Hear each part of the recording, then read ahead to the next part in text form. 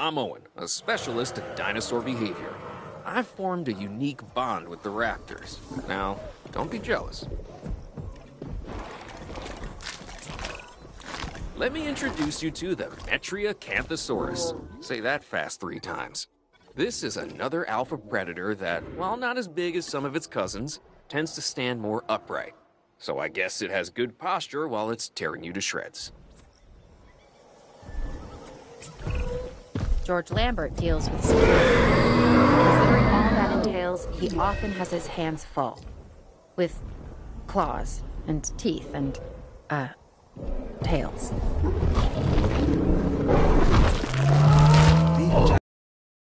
The have here doesn't quite live up to its name. Don't get me wrong, it's big, but manageable. Just watch out for those shoulder blades. They'd ruin anyone's day. Nice, a Carnotaurus. You can recognize this predator immediately by the horns on its head, which give it a real rock and roll appearance. Those powerful legs can get this dinosaur moving as well, so probably best to stay out of its way. This dinosaur is so metal. Every dinosaur that's recreated is important, but some also capture our imaginations. The Allosaurus is one such animal. It is believed that in its original environment, it was squarely at the top of the food chain. I'm interested to discover if that's true. Opportunity. Look at an ostrich or emu, then look at this latest dinosaur, the Struthiomimus, and tell me you don't see a connection. This is one of the more bird-like dinosaurs that we've brought back from extinction. It literally has a beak instead of teeth. It's an herbivore that prefers to move in herds. Overall, a fantastic addition to the park. This dinosaur, the Dilophosaurus, has a distinctive neck frill it can expand when it senses danger. It's also been known to spit into the eyes of its prey, blinding it before it goes in for the kill. Okay, what we have here is a Nodosaurus. This dinosaur tends to be shy and likes to keep to itself. And it has a thick skin. Sort of the opposite of Owen. This massive specimen is called the Apatosaurus. The Apatosaurus's evolutionary advantages are its size and its demeanor. So the Pentaceratops here. It has 5 horns. 1 on the nose, 2 on the brows, and 2 extending out from its jugular bones. It seems excessive, but maybe it's necessary. Interesting. An Admondosaurus. This is an herbivore that can move on all 4 feet or go upright and walk on its hindquarters. We should be able to control and monitor this species more easily than some of the others. Use that to your advantage as you plan out the park. Now, what we have here is a Herrerasaurus. It's a carnivore and a spectacular addition to our dinosaurs. It just requires a little TLC. This dinosaur, the Corythosaurus, is a duck-billed animal that looks like it's wearing a helmet. I mean, check that thing out. I wouldn't want to butt heads with it. Here we have the Tauros Horse, a dinosaur that has the largest skull of any known land animal. And people say I have a big head. Now this dinosaur is something special. Well, they're all something special, but this one stands out because of the horns on top of its head. It's called Ceratosaurus. It kind of looks like a slightly smaller T-Rex, but its height is probably about the same. The Kentrosaurus is another of those spiky-backed dinosaurs. A dinosaur that relied on intimidation to keep the predators at bay. And failing that, a difficult meal to catch and chew. Think of it as a prehistoric porcupine. Everyone knows I have a soft spot for this dinosaur, the Velociraptor. and they get a bad rap as far as I'm concerned. If you imprint early enough, you can make real connections with them. Other than Claire, raptors are the most intelligent partners I've ever had. And like her, they could kill me in the blink of an eye. That's a joke. There was a lot of controversy about dinosaurs being the ancestors of modern-day birds before this one was introduced into the park. It's an Archaeornithomimus. I think it puts some of those arguments to rest. Well, what have we here? It's an Amargasaurus, according to the paperwork I have in front of me. Another interesting factoid. Its long neck meant it probably liked to feed on the taller branches of trees and such. At least that's what it says. Guess we'll find out, huh? This is the Stygimoloch, and it is one hard-headed dinosaur. It has an armored dome crowned by horns. Despite this, it's a social and relatively docile animal, unless threatened. Then steer well clear of it. This dinosaur can do a number on its enclosures and bash its way through any number of obstacles. Take that into consideration when you're planning its environment. This flat-headed dinosaur, the Homocephaly, can appear unassuming, and perhaps even cute to some. But let's also stay on top of the science.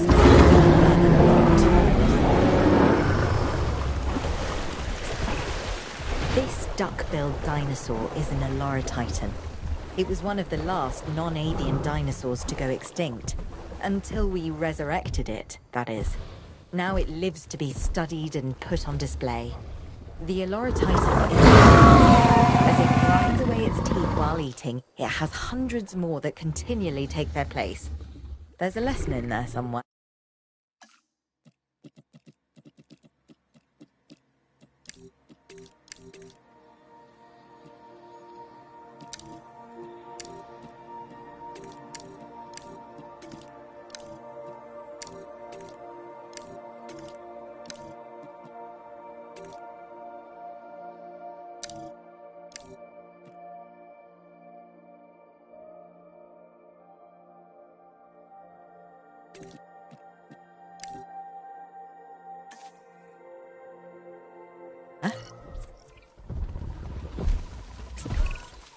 If it is possible for a dinosaur to be both elegant and awkward at the same time, then the Mudaborasaurus takes the prize.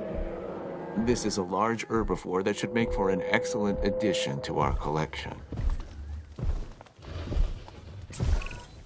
This is the Polacanthus, and it's covered in armor plates and spikes. Mess with this animal at your own risk. Okay, this is amazing. A Baryonyx. These animals have very large claws on their first digit. This dinosaur also likes water, so take a moment to consider its needs when planning out a suitable habitat for it. The Baryonyx was originally thought to be a scavenger, but now, with live animals to study, we can find out for sure. This animal, the Maiasaura, is known as the Good Mother reptile because its fossils were first discovered in a nesting colony. And really, who doesn't love a good mother? This is a Euphocephalus, an herbivore and relatively harmless dinosaur, as long as you stay out of the way of the heavy club on its tail. If it swings that your way, you could be relatively finished. The Cryolophosaurus. Named after the author, Michael Crichton. Famous for his stories about infectious viruses, sentient nanobots, and also a novel on ancient animals, which I quite enjoyed. This is a social dinosaur that does well in groups. What can be said about the Triceratops? This is one of those dinosaurs that really defines our business. People want to see them, and we want to share them with the world. Don't let that fearsome appearance fool you. Those horns are mostly for defense and impressing other Triceratops. This animal is an herbivore. It can be a star attraction or a security nightmare if it turns those horns on our fencing. This animal, though an herbivore, can intimidate most predators with its size. It's a biggie named Dreadnoughtus. I'd give this dinosaur a wide berth. This dinosaur is large, bulky, and has a stubborn disposition. It's called the Iguanodon. It's an herbivore with attitude. I'd suggest giving it a wide berth. Talk about the opposite of subtle. And I don't mean Owen. No, this is the Chasmosaurus. It has dynamic coloring and these large openings, called fenestrae, in a frill that rises above its head. This is a dinosaur that says, "Look at me." So, maybe a little like Owen. This one's more my speed. The Aranasaurus is named after the Arabic word for courage, which is kind of my thing. This dinosaur is easy to care for and really only wants a comfortable place to eat and rest, and to be left alone. Sound like anyone you know?